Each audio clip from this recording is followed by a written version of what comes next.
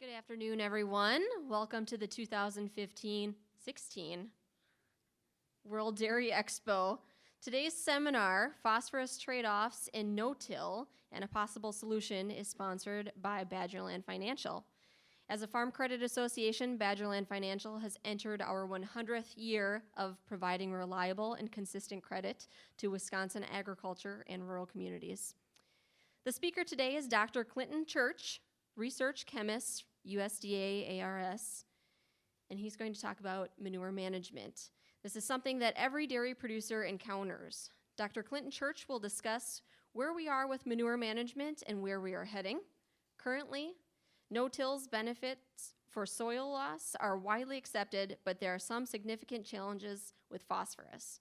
Church will weigh the benefits and drawbacks of phosphorus and no-till management. He will also present studies on cutting-edge manure injection equipment and its benefits and challenges in relation to phosphorus management. Finally, Church will detail one solution for this concern with the design and testing of the MAPHEX, there we go, system, and that stands for Manure Phosphorus Extraction. Church is a research chemist at the USDA Agricultural Research Station. His background and research interests investigate the interrelationships between water, chemistry, and microbiology. Church's research currently focuses on metals, nutrients, and emerging contaminants derived from agricultural practices. Clinton holds a doctorate in environmental science and engineering from Oregon Health and Science University. This seminar has been approved for continuing education credits from the American Registry of Professional Animal Scientists and the American Association of Veterinary State Boards RACE program. Forms are available in the back if you are interested in those RACE credits. I would like to ask everyone to silence their phones at this time, and I will turn it over to Dr. Clinton Church. Thank you. Thank you.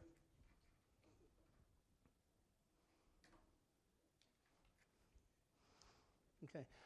Hi. Yeah. So she gave you my name. The talk I'm giving today is actually some of it's mine. The second half of it is primarily my own work. The first half of it on the manure injection equipment is actually some work that was started by Pete Kleinman, who's now my boss, and Kurt Dell, who is a colleague in the office next door there at the Agricultural Research Service in University Park, Pennsylvania. So that's the first part of the talk is going to be primarily on stuff they started just about the time I was hired on in 2007, and then the second half on the manure extraction system is primarily my own work. So everybody knows that no-till and the push for no-till is primarily driven by sediment. And in the Chesapeake Bay, that's no exception. Typically, urban and natural sediment loads are typically a very small part of the pie. Urban and in-stream processes account for another chunk of sediment, but agriculture actually has been implicated as being the largest part of sediment moving in freshwater. And so there are certain benefits as it applies to sediments in no-till, but it can cause some problem with manure incorporation. And so tillage reduces nitrogen volatilization, whereas no-till increases it. Tillage increases P loss from erosion, whereas no-till reduces erosion P loss. Tillage reduces soluble phosphorus loss, whereas no-till does increase soluble phosphorus loss, and I'll be talking about that specifically towards the middle of the talk. Tillage reduces odor. No-till certainly doesn't reduce odor, especially if you're broadcasting manure on the surface. Tillage can reduce leaching of nutrients. No-till can actually increase leaching. And so the easy message as far as erosion goes, this is a study that was done by Andrew Sharpley and Doug Smith in 1994 in Oklahoma. where after several years of conventional tillage with manure application, the land was converted to no-till. Erosion was reduced by 95%, so it did what it was supposed to in terms of sediment loss. But in terms of total phosphorus and runoff, well, we saw that significantly dropped off too. Now that's total P, and I want to draw attention to this vertical scale here. This is 0 up to 6 milligrams per liter. However, for dissolved P, you can see that dissolved P actually increased when the land was converted to no-till. And so virtually all of this phosphorus loss after the land was converted to no-till is actually shows up as dissolved phosphorus. So it didn't solve the dissolved phosphorus problem. In fact, it made it worse. So in terms of P loss, no-till is a net benefit, but the trade-off is that it can create significant problems in manure application. And so the guys that I worked with, Kurt and Pete primarily, did a significant amount of work on figuring out how to get manure off of the surface without resorting to full-blown tillage. And so they looked at a number of liquid manure applicators. This would be an aerator, a disc injector, and I'll show you specifically how that works. Some anti-leaching sweeps and pressure injection. That's for liquid manure. There are some dry manure applicators as well that we have studied at our labs. I'm not going to be talking a whole lot about those today, but there are papers out there on those. If you're interested, I can point you to them. And there are also equipment for perennial forages, which are much the same as the liquid injector equipment, except for the manure injection slits tend to be a lot closer together than they are for row crops. And so this is the results of some liquid manure application trials in no-till corn that were done in Rock Springs, Pennsylvania, which is just south of our lab, and in Princess Anne, Maryland, where we do a lot of work at the University of Maryland Eastern Shore Research Farm. They compared broadcast manure with broadcast immediately followed by tillage to the aerator, shallow disc injector, the anti-leaching sweeps, that'll be a little bit its own little section at the very end, and this high pressure system. And before anybody says that USDA recommends this, Pete says, make sure that they know that these things are a pain in the ass. He said, I mean, it sprays manure everywhere. When they work, they actually do work, but getting them to work is a real trial. So the others, the shallow disc injector, aerator, anti-leaching sweeps, those are all pretty straightforward technologies. This high pressure is definitely not recommended. So this is what it looks like with broadcast application. You guys probably all know what that looks like. At 6,000 gallons an acre, you basically cover the surface completely with manure. It's just the equipment showing that, yeah, the manure completely covers the surface. This is the shallow disc injector. And the way it works is it takes and has an opening wheel that cuts a slit, and the manure drops in immediately behind it into that slit, and then it has a couple of closing wheels behind that to push the slit closed. That same 6,000 gallon per acre application, as you can see up here, leaves a lot less manure on the surface. And this is just kind of what it looks like from the back. So if these are 30 inches apart for row crop, which would be a typical row crop setup, then you end up with these bands of manure that go down the field 30 inches apart. This is the high pressure injector. The way that works is these are very heavy manifolds that ride right on the surface of the ground. Inside is a high pressure manifold with a cutting wheel, And as that wheel spins, it lets the manure blast out of there and blast right down into the surface, and making these little blobs about 3 inches below the surface of the depth. Here you can kind of see it. There's one, there's one, there's one. 6,000 gallons an acre. Again, when it's working, it doesn't leave a lot of manure on the surface. It actually looks like it's a pretty good technique.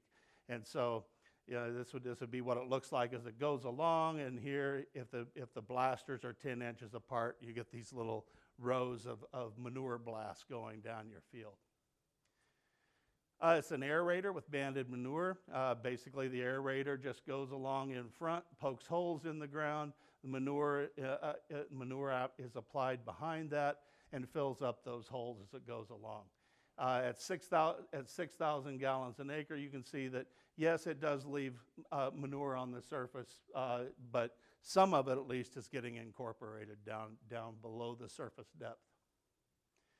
And so these are results. If we compare residue cover, so this would be if no manure was applied, you still have the residue cover left from last year, and growing plants and chopped corn and what all.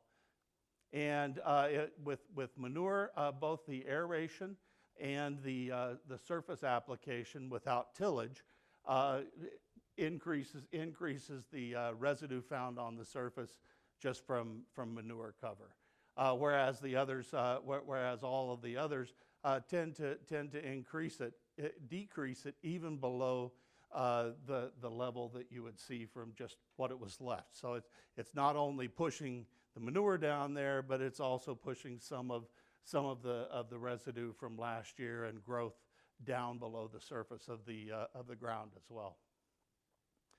As far as ammonia loss, so the highest, of course, as you would expect, would be surface application, and all of the other injection techniques showed a reduction in ammonia end loss. And they found, in fact, that the manure on the surface could be directly correlated with the amount of the manure on the surface could be directly correlated with the ammonia emission from that surface, and it makes a nice smooth line.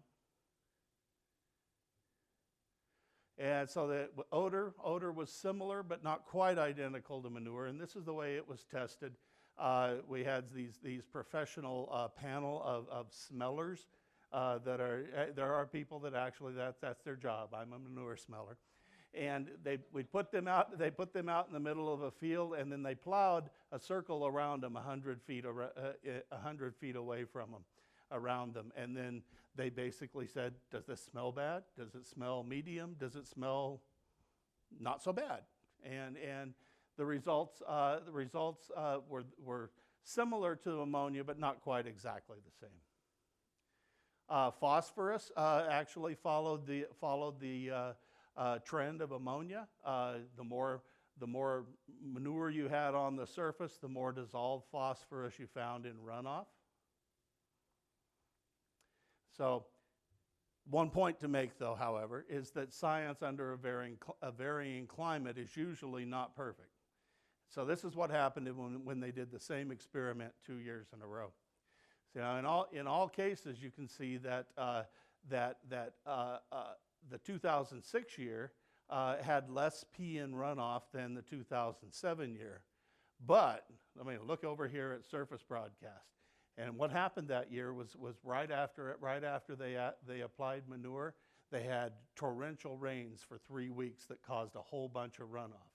So the take-home message from that is that all of these other techniques may be an insurance policy in case you get a real heavy rain after manure runoff.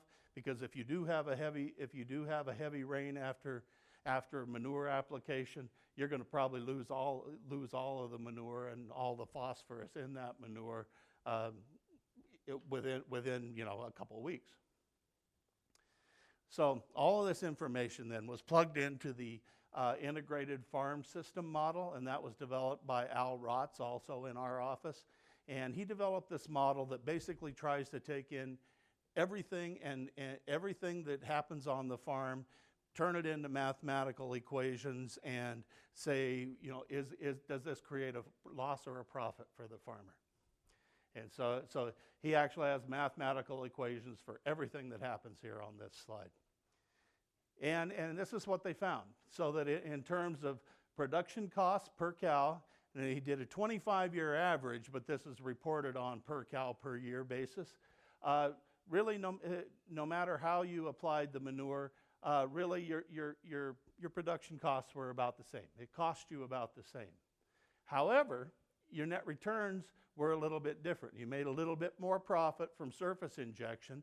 Al tells me that's primarily because of reduced diesel use, reduced fuel use. It costs less fuel to run this than it does to pull a chisel plow. And from the disc injection, the increase shown there is actually primarily a result of a better crop, of a better corn crop. And the reason is he got that the manure injector gets that manure right down close to the roots where the plant needs it. And so you got an increased return from that. That's where that increased return came from, was better utilization of the manure. So clearly there are distinct advantages to injecting manure, but the trade-offs of decreased runoff in manure has also been shown to increase leaching, as I alluded to in the beginning. And this is a picture of that, direct manure discharges from tile lines that are in the field. And so the reason for that, it can be shown here.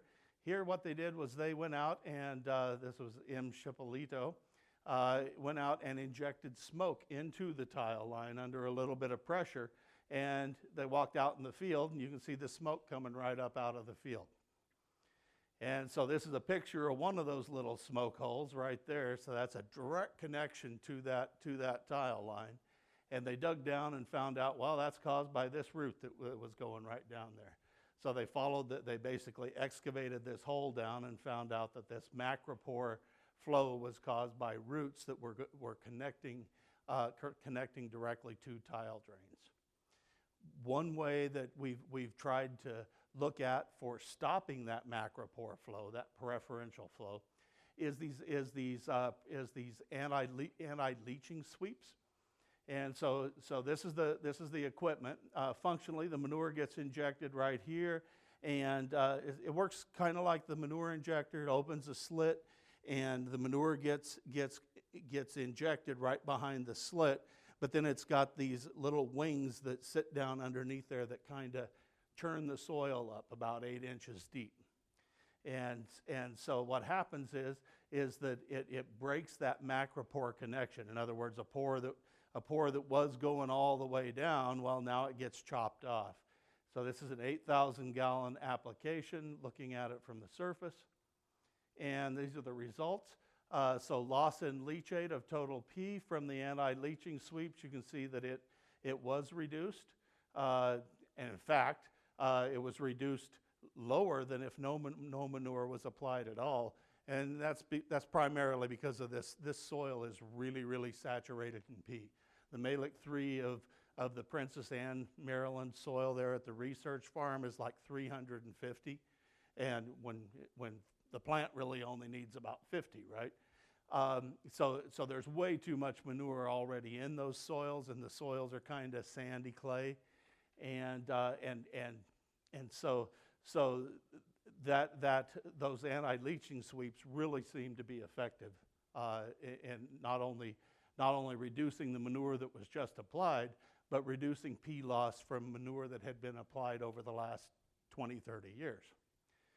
Nitrate, we also saw a reduction in loss, but it wasn't as profound as the reduction in phosphorus loss. So the take-home messages are that while phosphorus may be lost from the farm, it never goes away. There are significant trade-offs with all manure application methods, but what if manure had negligible phosphorus in it? And so this gets me into the second half of the talk. This is the MAPHEX system, which stands for, as she was telling you is manure phosphorus extraction system. My boss, Pete Kleinman, actually wanted to call it pee out of poo system so that the acronym would be poop. but the Penn State professor said, no, we can't call it that. And so before I go into the details of all of that on the slide, I wanted to see if I could show you a little movie on the design.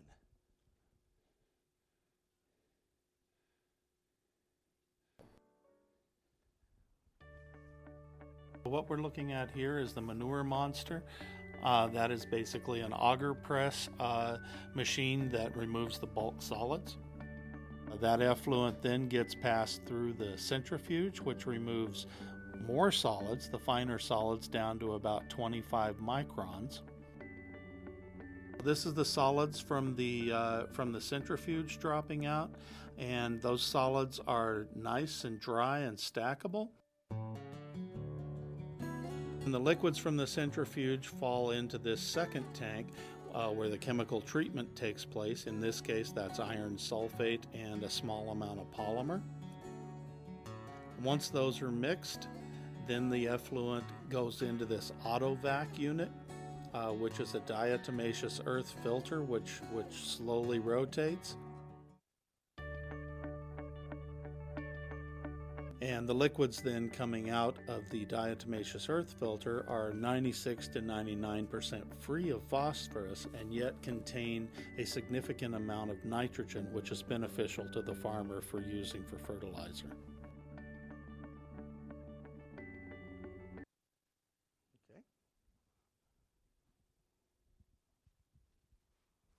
Okay, so we'll talk about that's the essence of the system. And we'll talk about the different steps now. So we start out with manure from a lagoon or from your storage tank, or directly from the pit in your barn. At 100% of the solids in there, and 100% of the total phosphorus. The auger press then. That removes 80% of the solids, and that's the bulk solids, that's stuff that looks like chunks of grass still. And 15% of the phosphorus is contained in that. So that's a relatively low P solid, which could be left behind on the farm and composted and used for bedding material for those farmers that actually use compost for their bedding material. That'd be ideal for that use, or it could be taken off of the farm and sold as well. The liquids from the auger press then go into the centrifuge, which removes medium-sized solids, those solids between the size that the auger press removes and down to about 25 microns. And that's 10% of the solids, but 45% of the total P is contained in that. And so for every 1,000 gallons, this is 10% of the solids is a 5-gallon bucket. So you can capture 45% of your phosphorus in that step alone. Okay, so which part? He was asking me to repeat something. Huh? So if you take 1,000 gallons of manure that is 7% solids, then 10% of those total solids is about it's about a 5-gallon bucket. Okay, so so you're 7% solids, you're down to 70, and then 10% of that would be a 7-gallon bucket, really, right? So. Okay, so the liquids then from the centrifuge go into a chemical treatment tank where we add ferric sulfate and a little bit of polymer, and we add that at 2.5 pounds of ferric sulfate and a 1/2 pound of polymer per 100 gallons. And by the way, I also tried an iron oxide residual from acid mine drainage residuals, basically a goethite, fine-grained goethite. Work just as well as the ferric sulfate, and it's cheaper. So if you have acid mine drainage remediation going on in your area and can get hold of that, it'd save you some money. And then the liquids go into this final step, which is an auto vac unit. It uses a diatomaceous earth on a rotating drum with a high vacuum inside it to suck those liquids to the inside. And as the drum turns over, as you can see in the movie, it slices off the manure solids that have coated on the drum and a very thin layer of diatomaceous earth. And that then allows for a clean surface, filtration surface, to enter the manure again to make another round. So you've constantly got a regenerating, clean filtration surface, and that's why that machine is so unique and works. And that removes another 10% of the solids, and the total and the phosphorus in those solids is 40% of the total phosphorus in the manure. That's also dry and stackable. So what you're left with is a manure slurry. I don't know if you can see it. This is a manure pit here in the background, and coming out of the hose is this clear stream of nitrogen-rich water that is virtually solids and phosphorus-free. The highlights, we got 96 to 99% pea removal efficiency, 99% solids removal efficiency. All the solids were stackable. They were about 70% moisture. Most of the nitrogen is retained. Nitrogen to phosphorus ratios were in excess of 50 to 1. That is ideal for the fertigation of the crops, and unlike some other manure treatment technologies that remove phosphorus, the pH is unchanged by this. So some of the others, in order to precipitate phosphorus, they're raising the pH clear up to pH 10.5.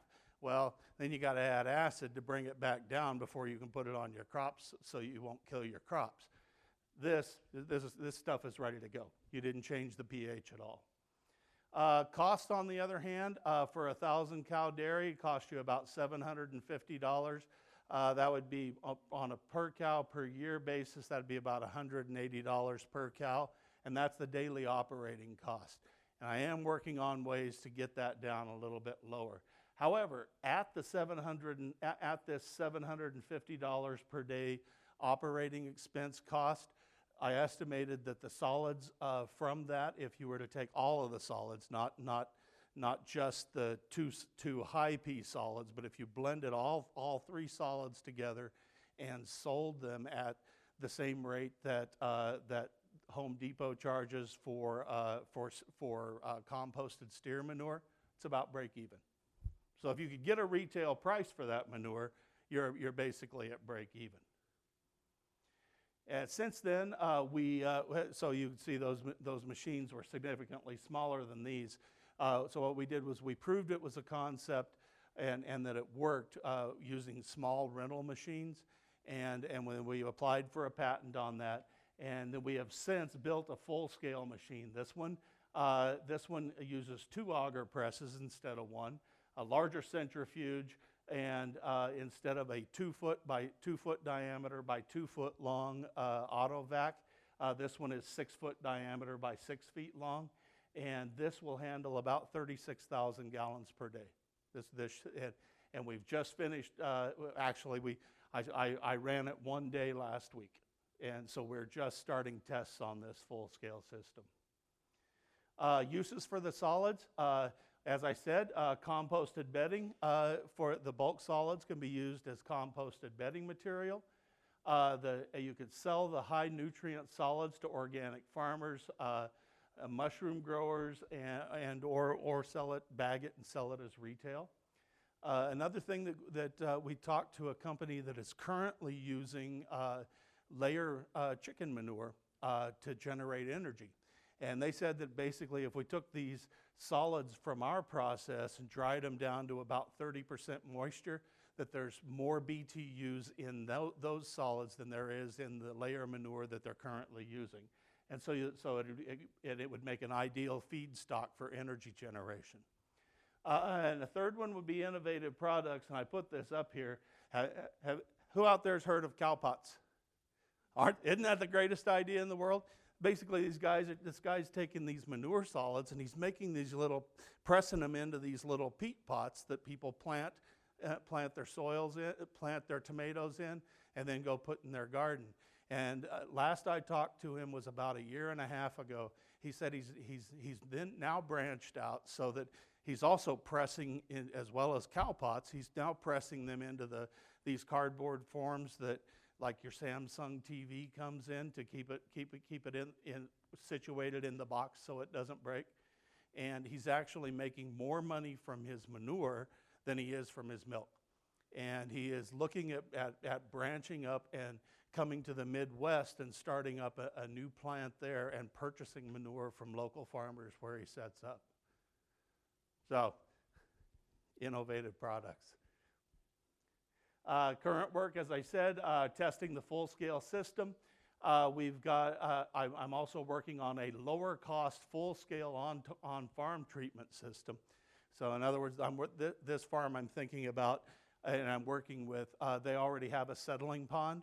So they don't actually need the centrifuge or the auger press. The manure liquor from their pond is already ready to go into is all ready to be chemically treated and go straight into the final liquid solid extraction. So it's going to cost them a lot less.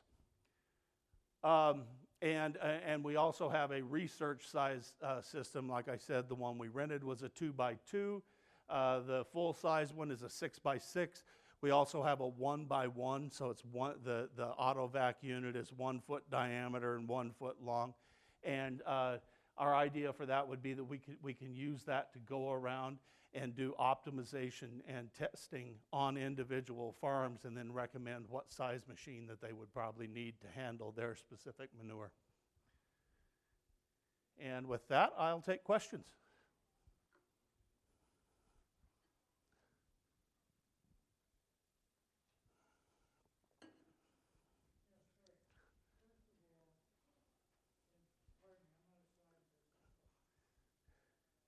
Thank you.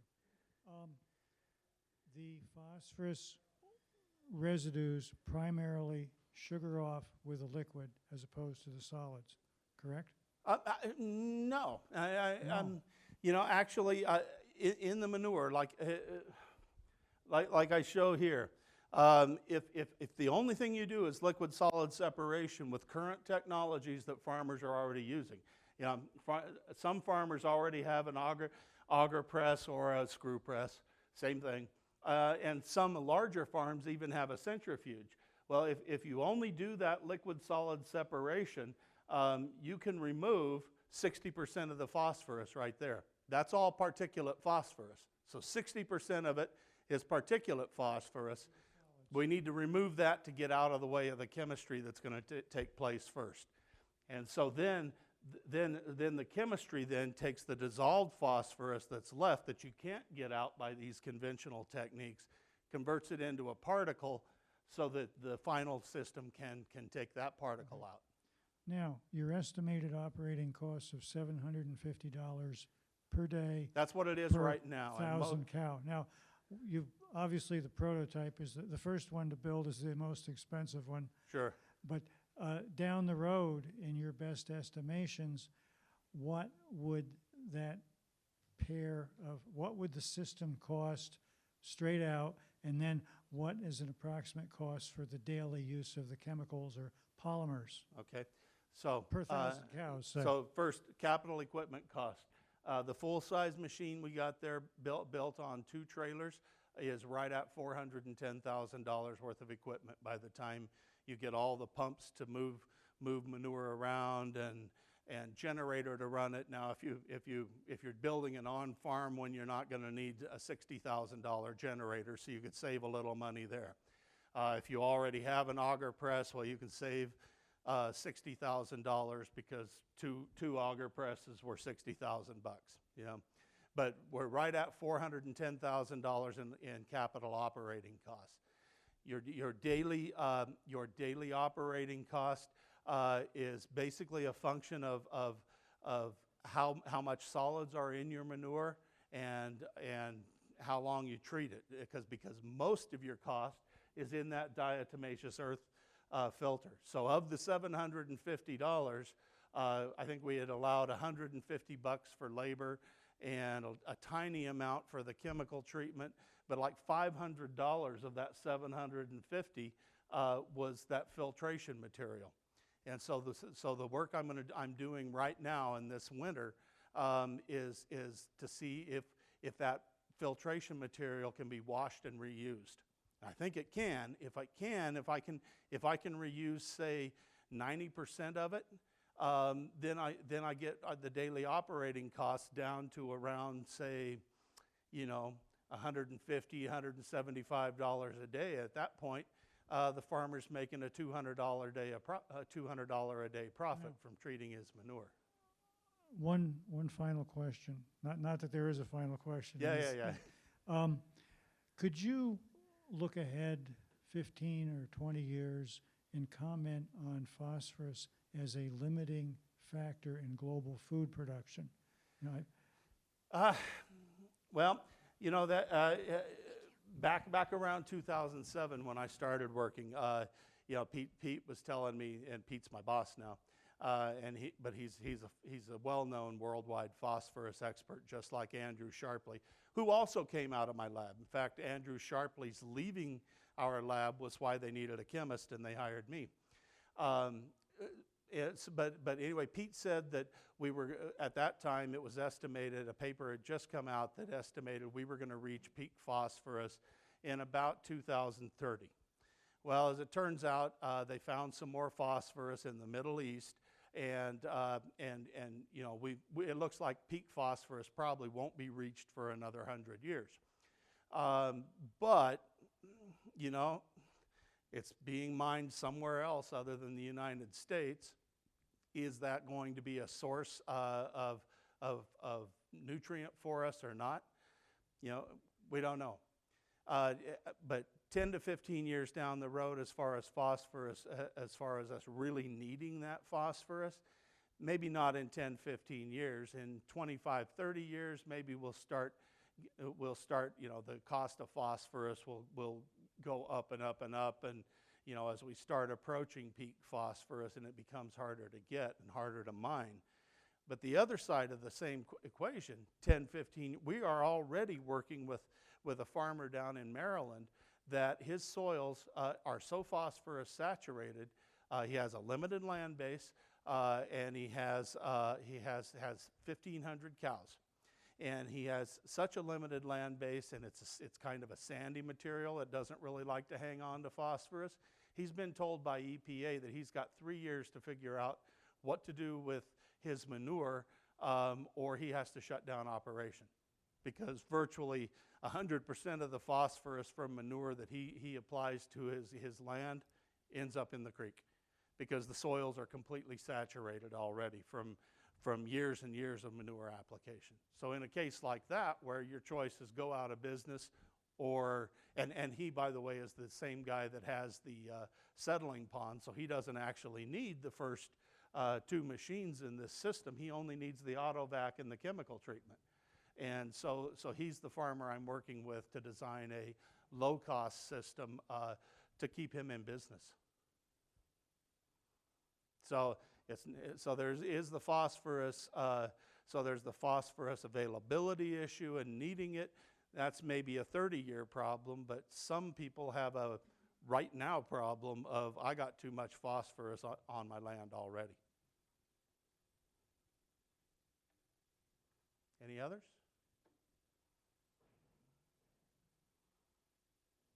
Okay. Cool. Thanks for showing up.